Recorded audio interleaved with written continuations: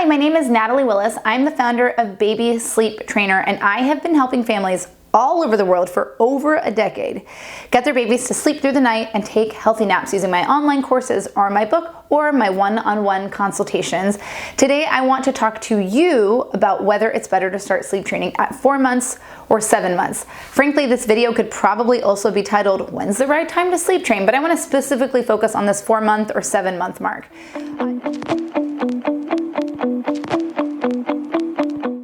Within the Baby Sleep Trainer method, I tell families not to consider sleep training until their child is at least 16 weeks of age, counting from their due date. Depending on when your baby's birthday is, that might mean they're just under 4 months, around just over 4 months. So we use 4 months, kind of 16 weeks interchangeably. This seems to be a really common time for families to consider sleep training. There's a lot of books out there and a lot of people talking about that being the time that you can start sleep training. And then 7 months, or again, 6-7 months, this is another common time where families here are like, oh, so you don't want to sleep train until 6 months of age, right? So what's really better? Is it 4 months or is it 7 months?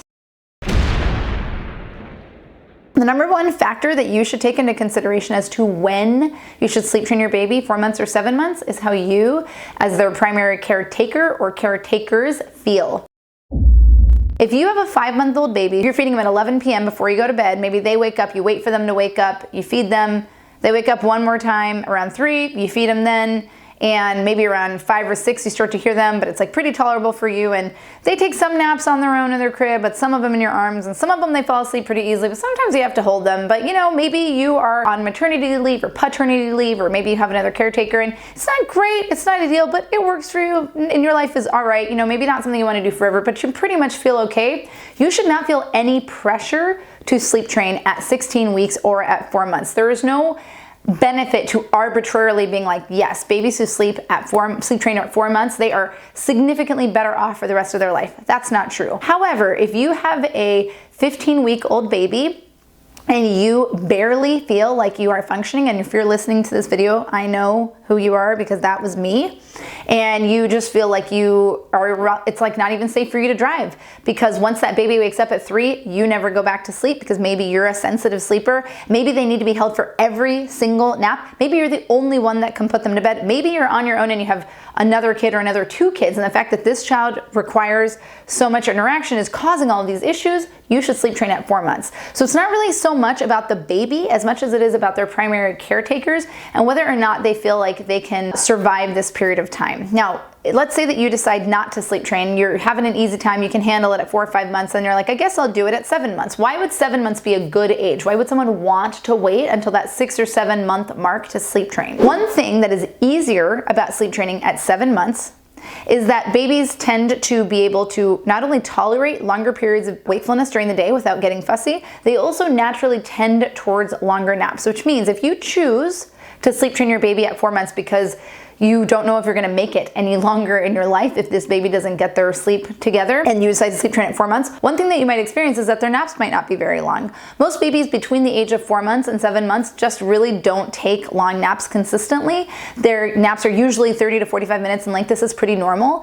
And so you may have a baby that, as they're adopting a by-the-clock schedule, which we talk about in our other videos, and why by-the-clock schedules are better than wake times when you're sleep training or once you decide to sleep train. One thing that you might deal with as a sort of a repercussion of choosing to sleep train early is that their naps aren't very long, and so it takes a little bit more time for them to learn to tolerate these longer periods of wakefulness during the day that are necessary in order for them to sleep better overnight. So I want to say that again. Babies need to learn to tolerate longer periods of wakefulness during the day so that they can sleep better overnight. And that can feel more challenging for babies between the ages of 4 months to 7 months than it feels for babies who are 7 months or older. If you, as their primary caretaker, feels like you are like in any kind of mental or emotional state of disarray where you really feel unhealthy because your child's sleep patterns are negatively affecting your ability to care for them, or frankly, if you feel like their sleep patterns are negatively affecting themselves, like the baby is suffering because they're not sleeping enough, so what? So what if like it's a little harder for them to learn longer periods, to tolerate longer periods of wakefulness during the day? It's fine. Life is not perfect. It's okay,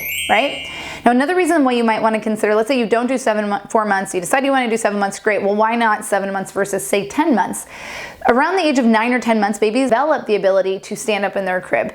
That just presents another additional challenge to sleep training. They can totally be sleep trained. I say any baby who cannot climb out of their crib can be sleep trained with more or less like traditional sleep training methods, including the baby sleep trainer method. It's nice to sleep train and address those issues before 10 months if you can, so you're not dealing with that additional thing that's going on. But you know what? If you haven't gotten to it at that point, or let's say everything was fine until 10 months, suddenly 10, 11, 12, 13, 14 months, your baby's struggling to sleep, fine. You can totally still sleep train them. The point is to address the sleep issue, even if you have to deal with some additional things going on, whether that's at 4 months or 10 or 14 or whatever months, you can always resolve these issues. It's just there's pluses and minuses to doing it at every single age. If you like what I had to say, please like and subscribe, but don't forget to hit the bell because that ensures that you get a notification every time I put out a new video so you don't miss a thing.